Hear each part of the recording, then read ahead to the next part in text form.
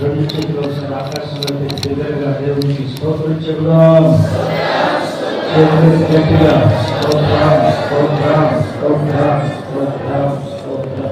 నేటి వరకు ఆయన ఉచితమైన కృప మన ఎడలో చూపిన ఆయన యొక్క ప్రేమను బట్టి స్తోత్రం చెబుదాం.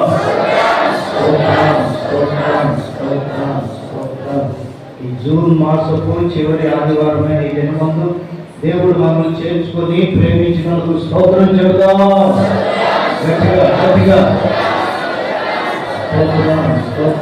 ఈ దినం అనేకులు రాలేకపోయి ఉండగా వచ్చే ఆదివారానికైనా దేవుడు వారిని సిద్ధపరచినట్లు స్తోత్రం చెబుదాం.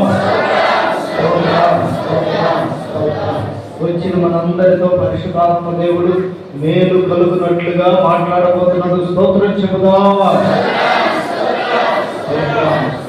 ప్రతి మాట అంగీకరించే అభిషేకం దేవుడు మనకి ఇచ్చినట్లు స్తోత్రం చెబుదాం.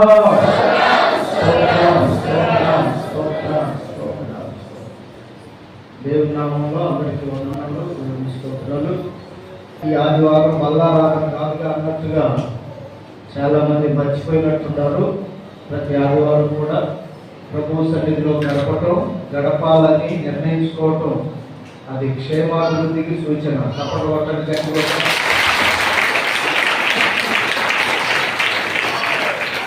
క్షేమకరమైన మార్గంలో నడవాలని, క్షేమాన్ని ఇచ్చే దేవుడిని ఆరాధించాలని, ఎల్లవేళలా ఏ మనుషుడైతే దేవుని అందరికి విశ్వాసం కలిగి ఉంటారో అటువంటి వారిని ఎప్పుడు కూడా దేవుడు చేయి విడవడు. ఆమేన్.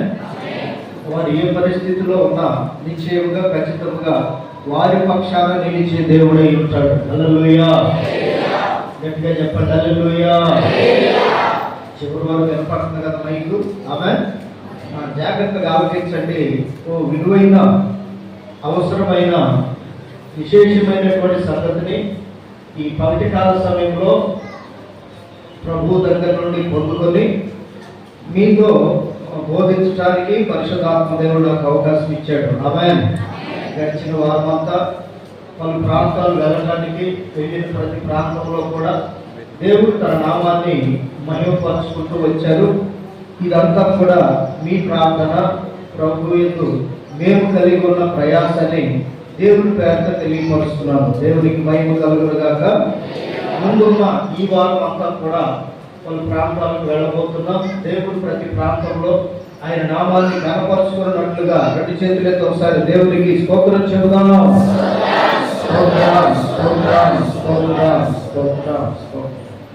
రైట్. గొప్ప మాటలు పోయిన వారం ఈ ప్రార్థన గురించినటువంటి సంగతులు మనం నేర్చుకుంటూ వస్తున్నాం. వాటిలో విశేషమైన మాట చూడండి ఒకసారి. లూకాసు వార్త 10వ అధ్యాయం 41వ వచనం చూడండి. లూకాసు వార్త 10వ అధ్యాయం 41వ వచనంలో ఈ విధంగా ఉంది. అందుకు ప్రభువు, మార్తా మార్తా, నీవు అనేకమైన పనులను గూర్చి విచారము కలిగి తొందరపడుతున్నావు కానీ, చక్కగా చెప్పండి. ఎన్నంట అవసరమైంది చెప్పాలి, అందరూ చెప్పాలి. అవసరమైంది చెప్పాలి, నోరు తెరిచి గట్టిగా. అవసరమైనది ఒక్కటి అనే దగ్గర 2 అని అంకివేసి మూల భాషలో ఏమని రాయబడిందంటే, అనేక ప్రాచీన ప్రతులలో అవసరమైనవి కొన్నియే అని పాఠాంతరము. దాని అర్థం ఒకటే అంటే దాని యొక్క పూర్తి అర్థం ఏమిటంటే కొన్నియే. స్తోత్రం కలుగును గాక. అవసరమైన ఎన్ని? మొదట ఒకటి, దాని తరువాత కొన్ని. తొందరపడే వారి గురించి ప్రభు అంటున్నాడు కదా, మార్తా మార్తా, నీవు అనేకమైన విషయాల గురించి చాలా తొందరపడుతున్నావు. అవసరమైనది ఒకటే కదా, అది కూడా నీకు తెలుసు కదా. అయినా కానీ నీవు అనేకమైన వాటి విషయం ఆలోచిస్తున్నావే కానీ అవసరమైన వాటి గురించి నువ్వు ఆలోచించట్లేదు. మనిషి బలహీనత ఏమిటంటే ఇది అవసరం లేని వాటి గురించి ఎన్నో ఆలోచిస్తుంటారు. ఉదయం లేచి దగ్గర నుండి రాత్రి పడుకునే వరకు కూడా అవసరం లేని వాటి గురించి ఎక్కువగా ఆలోచించడం మనిషి యొక్క బుద్ధి. ఆ బుద్ధి కలిగిన వారిలో మార్తమ్మ మొదటి స్థానంలో ఉందని ప్రభువుని యేసయ్య చెబుతున్నాడు. చప్పట్లు కొట్టండి గట్టిగా. అవసరం లేని వాటి గురించి ఆలోచించే వాళ్ళు కోపములు. ఏమిటి అవసరం లేని అంటే, మనం ఆదివారం ప్రార్థనకు వస్తున్నామే అనుకోండి, లేదా బైబిల్ పట్టుకొని ఇంటి దగ్గర బయలుదేరాము అనుకోండి. చాలా మందిలో ఉండేటటువంటి ఈ అవసరం లేని ఆలోచన ఏంటంటే, అందరూ చూసి ఏమనుకుంటారో, మనం ప్రార్థనకి వెళ్తున్న సంగతి అందరికి తెలిస్తే ఏమనుకుంటారో. అవసరం ప్రార్థనకు వచ్చేటప్పుడు బైబిల్ అవసరం. ఆ బైబిల్ గురించి అనవసరంగా ఆలోచించడం వల్ల మనము చాలా ప్రమాదంలో ఉన్నామని యేసయ్య మార్తను హెచ్చరించినట్లుగా ఈ ఉదయకాలపు ఆరాధనలో దేవుడు మనతో మాట్లాడుతున్నాడు. స్తోత్రం కలుగును గాక. అంటే చాలా మంది ప్రార్థనకి వెళ్తున్నారో తెలియదు, పనికి వెళ్తున్నారో తెలియదు, సినిమాకి వెళ్తున్నారో తెలియదు, ఎక్కడికి వెళ్తున్నారో తెలియదు.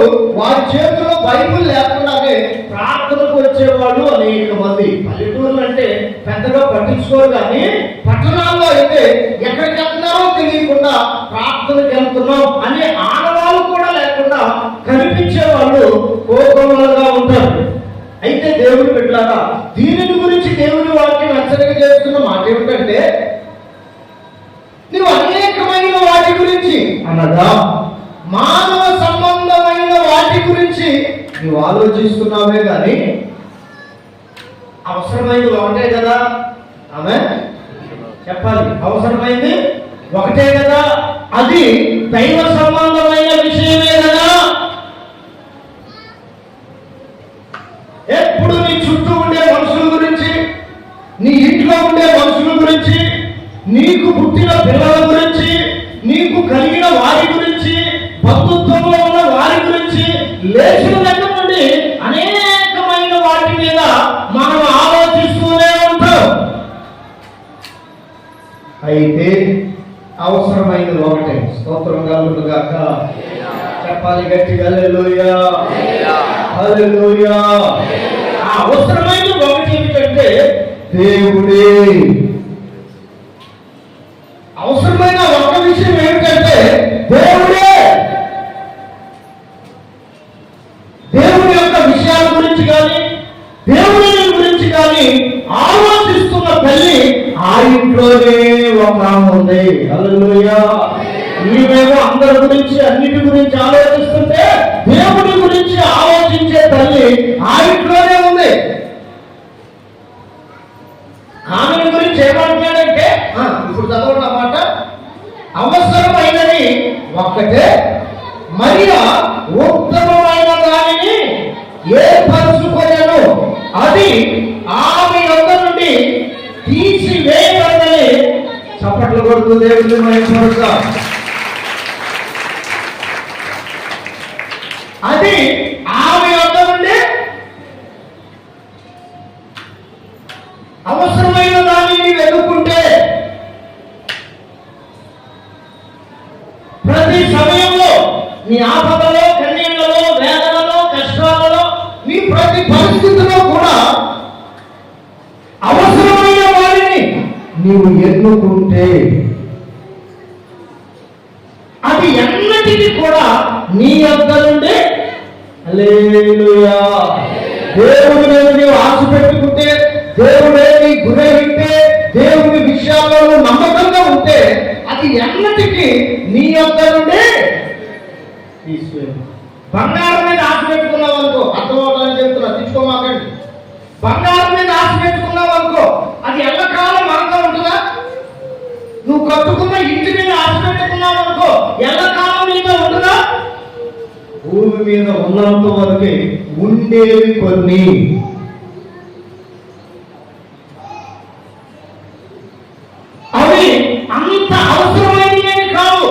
దేవునితో పోల్చి చూస్తే, చప్పట్ల కొట్టు గట్టిగా,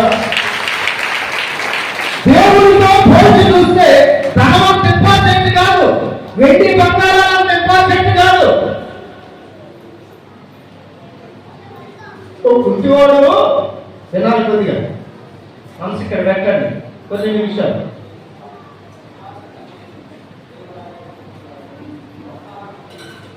పుట్టినప్పటి నుండి కుంటివాడు, కానీ వాళ్ళు దేవుణ్ణి ఎరిగిన వాళ్ళు. ఆ దేవుణ్ణి ఎరిగిన వాళ్ళకి కుంటివాడు పుట్టాడు. ఇతడు ఏ విధంగా బ్రతుకుతాడు అని ఆలోచిస్తే అతను పుట్టినను ఏం చేసిందంటే వేదనను కూడా బ్రతికించేటట్లుగా చేసింది. ఆమేన్. ఇల్లు మొత్తాన్ని బ్రతికించేటట్లుగా చేసింది ఆ పుట్టినను. ఏమిటి ఇతని వల్ల కలిగిన లాభం అంటే, రోజు అతన్ని ఇట్లాగే దేవుడి మందిరం ఉంటుంది కదా, ఆ గేట్ బయట కూర్చోబెట్టేవాడు. వచ్చిన వాళ్ళు పోయేవాళ్ళని ఇతను భిక్షం అడుగుతూ ఉండేవాడు. హల్లెలూయా. ఇతను భిక్షం అడుగుతూ ఉంటే ఎవరి స్తోమత కొద్ది, ఎవరికి కలిగిన కొద్ది వాళ్ళు ఇస్తూ ఉండేవాళ్ళు. దాన్ని అంతా కూడబెట్టి ఆ ఇంటి వాళ్ళకి ఇచ్చేవాడు. స్తోత్రం కలుగును గాక. దీని వలన వాళ్ళు పోషించబడుతూ ఉన్నారు. ఒక రోజున ఇవేమి లేని ఇద్దరు దైవ సేవకులు ఆ మందిరం దగ్గరకు వచ్చారు. చప్పట్లు కొట్టండి గట్టిగా. సహాయం చేయడానికి కూడా ఏమి లేని ఇద్దరు దైవ సేవకులు పేతురు, యోహానులు ఆ దేవాలయంలోకి వచ్చినప్పుడు ఈ కుంటివాడట ఇప్పటి వరకు ఇచ్చిన వాళ్ళందరికంటే, ఇప్పటి వరకు నాకు సహాయం చేసిన వీళ్ళందరికంటే వీళ్ళు చూస్తే చాలా గొప్పోడు లాగున్నారు. స్తోత్రం కలుగును గాక. ఎంత గొప్పోళ్ళు వీళ్ళు చెప్పమంటారా? వెండి బంగారాలు లేనంత గొప్పోళ్ళు. ఆమె చెప్పండి. ఏం లేనంత గొప్పోళ్ళు? వెండి బంగారము లేనంత గొప్పోళ్ళు. ఇప్పటి వరకు సహాయం చేసిన వీళ్ళందరికంటే వీళ్ళు బాగా నాకు సహాయం చేస్తారని వాళ్ళ వైపు అట్లానే చూస్తున్నారంట. ఈ సంగతి పరిశుద్ధాత్మ దేవుడు వీళ్ళతో చెప్పాడు. పేతురు, యోహాను, నీ వైపు వాడు అట్లానే చూస్తున్నాడు. చూసారా? అవును ప్రభువా. ఎందుకు చూస్తున్నాడంటే మీరు వెండి కానీ బంగారం కానీ ఏమైనా వేస్తారేమో అని మీ వైపు చూస్తున్నాడు. హల్లెలూయా. వెంటనే వీళ్ళేమన్నారో తెలుసా? నువ్వు మా వైపు చూడటం నిజమే, నీకు కోరిక కలిగి ఉండటం నిజమే, అయితే నీవు కోరుకున్నట్లుగా, చప్పట్లు కొడతారా? నీవు కోరుకున్నట్లుగా, నీవు చూస్తున్నట్లుగా వెండి కానీ బంగారం కానీ మా యొద్ద లేదు. ఆమేన్. అది సంపాదించుకునే స్థితి మాది కాదు. వాటి వల్ల బ్రతికే పరిస్థితి మాకు లేదు. వెండి బంగారాలు మా యొద్ద లేవు, కానీ దానికంటే శ్రేష్టమైనది కలిగిన వాళ్ళము. ఆమేన్. దానికంటే ఉన్నతమైనది కలిగిన వాళ్ళము. దానిని మా యొద్ద నుండి ఎవరు తీసివేయలేని ఓ ఉన్నతమైనటువంటి స్థితి కలిగిన వాళ్ళు. ఏముందో అని చెప్పి ఈ రోజుల్లో అయితే ప్లాటినం, డైమండ్స్ ఏమో ఇస్తాడన్నట్టుగా ఈ రోజుల్లో కనుగొన్న దాన్ని బట్టి అయితే ఊహలో ఉండొచ్చు. ఆ రోజుల్లో వెండి బంగారం మాత్రమే ఉంది. అందుకని అవి మా దగ్గర లేవని చెప్పేటప్పటికి ఇంకా ఏమన్నా ఉంది అని చెప్పి ఎదురు చూస్తూ ఉంటే వెంటనే పేతురు అన్నాడు కదా, ఇదిగో మాకు కలిగిందే నీకు ఇస్తున్నాం. స్తోత్రం కలుగును గాక. ఏమిటి వీళ్ళ కలిగిందంటే నజరేయుడైన యేసు నామములో లేచి నడు. కుడి చేతిని పట్టుకొని పైకి లేచిన వెంటనే వాడు నిలిచి కండరాలు బలము పెట్టి ఉన్నటువంటి నరాలని చక్కదిద్దబడి ప్రియమైన దేవుని పెట్టారా లేచి నిలబడి చిన్నగా నడవసాగాడంట. స్తోత్రం కలుగునుగాక. నడవడమే కాకుండా దేవాలయంలోకి గొంతులు వేస్తూ పరిగెత్తాడంట. చప్పట్లు వేయగా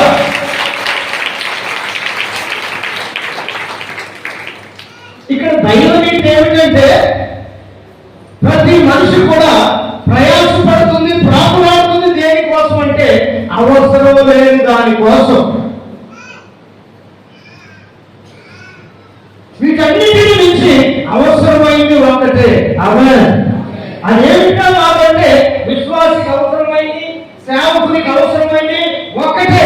అదేమిటంటే నజరేయుడైనా, చెప్పండి గట్టిగా, నజరేయుడైనా, చెప్పండి గట్టిగా, నజరేయుడైనా యేసు నామం.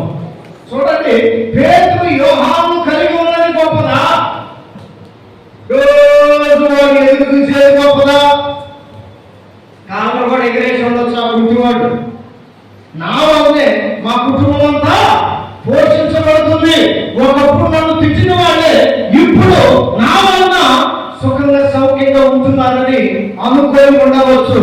అయితే పేతురు యోహాను చెప్పినటువంటి గొప్ప మాట ఏమిటంటే ఇవన్నీ ఒక రోజున మనల్ని విడిచిపెట్టి వెళ్ళిపోతాయి. ఆమేన్. మురిసిపోతున్నావేమో ఆస్తిని చూసి, మురిసిపోతున్నావేమో నీ వెండి బంగారాన్ని ధనాన్ని చూసి, మురిసిపోతున్నావేమో ఊర్లో నీకున్న బలగాన్ని బట్టి, మురిసిపోతున్నావేమో గట్టి బలవంతుందని. ఇవి ఏవి కూడా మనకు శాశ్వతమైనవి కావు. అవసరమైనది ఒకటే. ఆమె చెప్తారా? అవసరమైనది ఒకటే. ఎన్ని? అవసరమైనది ఒకటే. అదేమిటంటే నజరేయుడైనా. ఆమేన్. చెప్పండి గట్టిగా ఆమేనండి. నిజంగానే అనవసరమైన వాటి కోసమే మన ప్రయాస. అందుకే యేసయ్య ఏమన్నాడంటే ప్రయాసపడి భారము మోసుకొని పోగుచున్న సమస్తమైన జనులారా నా యొద్దకు రండి. స్తోత్రం కలుగునుగాక. నేను మీకు ఏది కావాలంటే అది ఇచ్చుటకు ఆయన మనల్ని పిలుస్తున్నాడు. ఆమేన్. నీ అవసరమును బట్టి ఏది అవసరమో ఎరిగిన దేవుడు నిన్ను పిలుచుతున్న ఉద్దేశం ఏంటంటే ఏదైనా ఇవ్వడానికి ఆయన సమర్థుడు అనే సంగతిని మరీ గుర్తించింది. ముగ్గురుంటే ముగ్గురు మూడుదారులు. ఈమెమో అవసరం లేని వాటి కోసం ప్రయాసపడుతుంది, అంత పోగేసుకోవాలని చూస్తుంది. మాత్రం తల్లి చిన్నోడు ఒకడున్నాడు, మహామేధావి లాజరు. ఈయనేం చేస్తున్నాడంటే పొరపాటున యేసయ్యను చూస్తా ఇంట్లో ఉన్నాడు. శ్రేష్టమైనది, అవసరమైనది ఎన్నుకున్న ఒకే ఒక తల్లి ఉంది ఆ ఇంట్లో. ఆమె పేరు మరియా. చెప్పండి, ఏం పేరు ఆమె పేరు? మరియా. ఆమె గురించి యేసయ్య అంటున్నాడు ఈ మాట.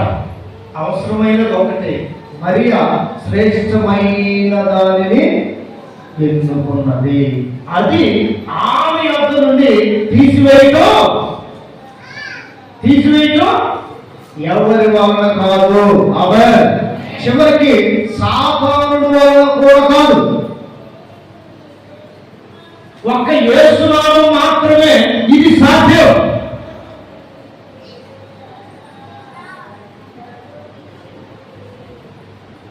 అందుకని ప్రియమైన వాళ్ళగా నీ దగ్గర ఏమున్నా తీసివేసే సామర్థ్యం అపవాదికి ఉంది. ఎట్లా అంటారా?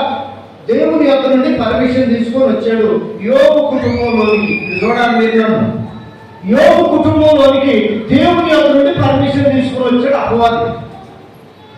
వచ్చి అన్ని తీసేశాడు. అతనుకున్న సంపద అంతా తీసేశాడు. పుట్టిన 10 మంది పిల్లలను చంపేశాడు. చివరికి 10 కూడా దూరం చేశాడు. అందరూ కాకుండా ఎప్పుడు పక్కనే ఉండే సగ శరీరం అని చెప్పుకునే భార్యను కూడా దూరం చేశాడు. ఒంటి మీద ఉన్న వస్త్రాలు కూడా లేని వాడిగా చేశాడు. ఇవన్నీ కూడా శాశ్వతమైనవి కావు. స్తోత్రం కలుగునుగాక. చెప్పండి చేతులు ఎత్తి గట్టిగా. ఇవన్నీ శాశ్వతమైనవి కావు. శాశ్వతమైనది ఒకటే, అవసరమైనది ఒకటే, యేసు నామం. చూడండి, యోబు గారి విషయంలో అతని యొద్ద నుండి దేవుణ్ణి దూరం చేయటం అపవాది కూడా చేత కాలేదు. చప్పట్లు కొడతారా? సాతాను వాడి కూడా చేత కాలేదు. అందుకే ఆయన ఏమన్నాడంటే, యెహోవా ఇచ్చాడు, యెహోవాయే తీసుకున్నాడు, ఆయన నామానికే స్తుతి కలుగును గాక. వింటున్నారా? మన యొద్ద నుండి తీసివేయబడినది ఒకే ఒకటి, అదే దేవుని నామం. నువ్వు ఆ నామంలో విశ్వాసం ఉంచితే వీటన్నిటి కోసం నువ్వు ఆలోచించు. అనవసరమైన వాటి గురించి అంతగా ఆలోచించు. ఎందుకంటే ఏ రోజు కావాల్సింది ఆ రోజు దయచేసి దేవుని నామం మనకు ఉన్నది కనుక మనం ఆ నామాన్ని బట్టి భయపడనక్కర్లేదు. ఆమేన్. చెప్పాలి గట్టిగా. నువ్వు ఏమి ధరించుకోవాలో, ఏమి తినాలో, ఎవరితో మాట్లాడాలో, ఎక్కడికి వెళ్ళాలో, ఏ విధంగా బ్రతకాలో ప్రతి దాన్ని డిసైడ్ చేసేది యేసు నామం. ఆ నామమందు విశ్వాసం ఉంచితే, ఆ నామాన్ని ఎరిగి కనుక బ్రతికితే వీటన్నిటి గురించి ఆలోచించు. అందుకే దేవుడేమన్నాడంటే, పాత నిబంధన కాలంలో యెహోవాయే మీకు స్వాస్థ్యమై ఉంటాడు. ఆమేన్. లేవి గోత్రికులారా, దేవుని పరిచర్య చేసే యాజకులారా, ప్రధాన యాజకులారా, యెహోవాయే మీకు స్వాస్థ్యము. ఆమేన్. ఆయనే స్వాస్థ్యమైన జనులకి వాళ్ళు బ్రతికినంత కాలం ఏది తప్పు కాకుండా దేవుడే పంపిస్తూ ఉండేవాడు. ఇప్పుడు ఏమైందంటే ఒక్క సేవకులకే కాదు, విశ్వాసులకు కూడా ఆ తెర చిరిగిపోయింది. చూడండి, యేసయ్య చనిపోయిన వెంటనే దేవాలయంలో తెర రెండుగా చిరిగేను అని రాయబడింది. అది దేనికి సంకేతం అంటే, అతి పరిశుద్ధ స్థలంలో ఉండేవాడు, పరిశుద్ధ స్థలంలో ఉండేవాడు, ఆవరణలో ఉండేవాడికి ఇప్పుడు ఒక గొప్ప అవకాశం వచ్చింది. ఆవరణలో ఉండేవాళ్ళేమో పరిశుద్ధ స్థలంలోనికి ప్రవేశం కలిగింది. ఆమె చెప్పమంటారా? మీ యొక్క స్థలం ఎక్కడంటే అంతకు మునుపు మందిరం బయట, ఇక్కడ యాజకులు ఉండేవాళ్ళు, బలిపీఠం బయట ఉండేది, సుముఖపు రొట్టెల వల్ల, ధూప వేదిక, ఇవి మందిరం లోపల ఉండేది. ఇదిగో ఇక్కడ ఉందే, ఇక్కడ నుంచి ఇక్కడికి సంవత్సరానికి ఒక్కసారి ప్రధాన యాజకుడు వెళ్ళి దేవునికి బలర్పించి ఆ రక్తాన్ని తీసుకొని ఇక్కడ ఉండేది ఏమిటంటే నిబంధన మందసం. హల్లెలూయా. సంవత్సరానికి ఒక్కమారే ఇశ్రాయేలీయులందరి పరిశుద్ధత కొరకు ఆ రక్తాన్ని తీసుకొని వెళ్ళి అతను లోపలికి వెళ్ళేవాడు, అతి పరిశుద్ధ స్థలంలోనికి. ఇప్పుడు ఏమైందంటే ప్రతి ఆదివారం, ప్రతి 21వ తారీఖు, ప్రతి బుధవారం, శనివారం ఎప్పుడంటే అప్పుడు సేవకుడు అతి పరిశుద్ధ స్థలంలోకి వచ్చే అవకాశాన్ని యేసుక్రీస్తు ద్వారా కల్పించబడింది. ఆమేన్. బయట ఉన్నటువంటి ఇశ్రాయేలీయులేమో ఇప్పుడు పరిశుద్ధ స్థలంలోనికి ప్రవేశం వచ్చింది. స్థలాలు మారే. దేవుడు ఒక ఉన్నతమైన కృపను కల్పించాడు యేసుక్రీస్తు ద్వారా. అందుకనే నీకు ఎన్ని ఉన్నా, ఎంత కలిగి ఉన్నా అన్ని ఒక రోజు విడిచిపెట్టి వెళ్ళవలసిన వారమే. ఆమె చెప్తారా? గట్టిగా చెప్తారా? అవసరమైన దాన్ని కనుక నీవు పొందకపోతే, అవసరమైన దేవుని నామమందు నీవు విశ్వాసం ఉంచకపోతే ఏది మనతో రాదు. ఉద్యోగం అనుకుంటాం కానీ దానికి కూడా వయసు పరిమితి ఉంది. అవునా కాదా? ఈ పరిమితిలోనే సంపాదించుకోవాలి. ఏం సంపాదించుకున్నా, అందుకని వీళ్ళు దేనికి అలవాటు పడుతున్నారంటే లంచాలకు అలవాటు పడుతున్నారు. నిజాయితీగా చేసేవాళ్ళు తక్కువ, నిజాయితీ తప్పు చేసేవాళ్ళు ఎక్కువ. దేవునికి మహిమ కలుగును గాక. శబ్దం హల్లెలూయా. అందుకే చదివి గొప్పవాళ్ళై ప్రజలకు సేవ చేయవలసిన వాళ్ళు వాళ్ళ ఇంట్లో కోసం సేవ చేసుకోవడానికి ఉపయోగపడుతున్నారు. కనుక దేవుడు బిడ్డలారా, దేవుడు దేవుడిచ్చిన ఒక గొప్ప ఉన్నతమైన స్థితి ఆవరణంలో బయట ఉన్న వాళ్ళు ఇప్పుడు ఎక్కడికి వచ్చారు? పరిశుద్ధ స్థలం. పరిశుద్ధ స్థలంలో ఉన్న వాళ్ళు ఎక్కడికి వచ్చారు? అతి పరిశుద్ధ స్థలంలోనికి. ఇది ప్రత్యక్ష గుడారం యొక్క నమూనా. యేసయ్య వచ్చిన తర్వాతే ఈ క్రియంతా మారిపోయింది. స్తోత్రంగా ఉన్నగాక. హల్లెలూయా. యేసయ్య రావడానికి బలమైన కారణం అదే. అందుకే అపొస్తలుల దినాల్లో యేసు నామం ఉచ్చరించబడిన ప్రతి స్థలంలో అద్భుతాలు జరిగాయి. ఇప్పటికి కూడా జరుగుతూనే ఉన్నాయి.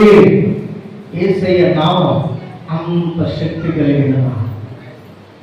ఆ నామాన్ని కలిగినటువంటి వాడు అంటున్నాడు కదా, నాకు కలిగినదే, మాకు కలిగిందే, వెండి బంగారాలు మా యొద్ద.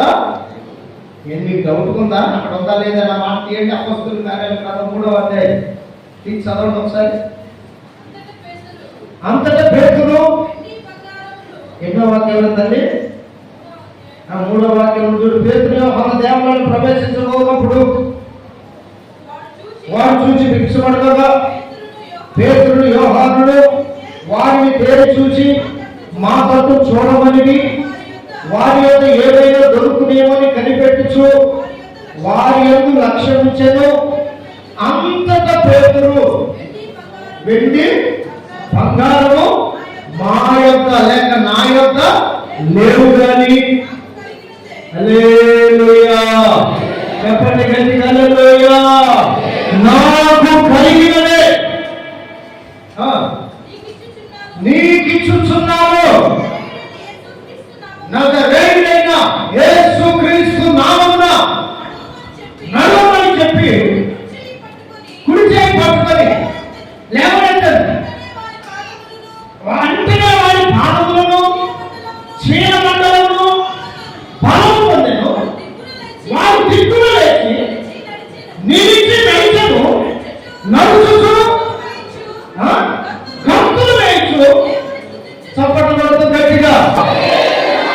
వెంటనే జరిగింది ఏంటంటే, నీవు అవసరమైన దాన్ని ఆ ఒక్కదాన్ని కనుక చేపట్టే వరకు ఎటువంటి పరిస్థితి అయినా ఎటువంటి స్థితిగతుల మధ్యలో ఉన్నా దేవుడు ఏం చేస్తాడంటే నీకు దేవుడిగా ప్రత్యక్షమవుతాడు.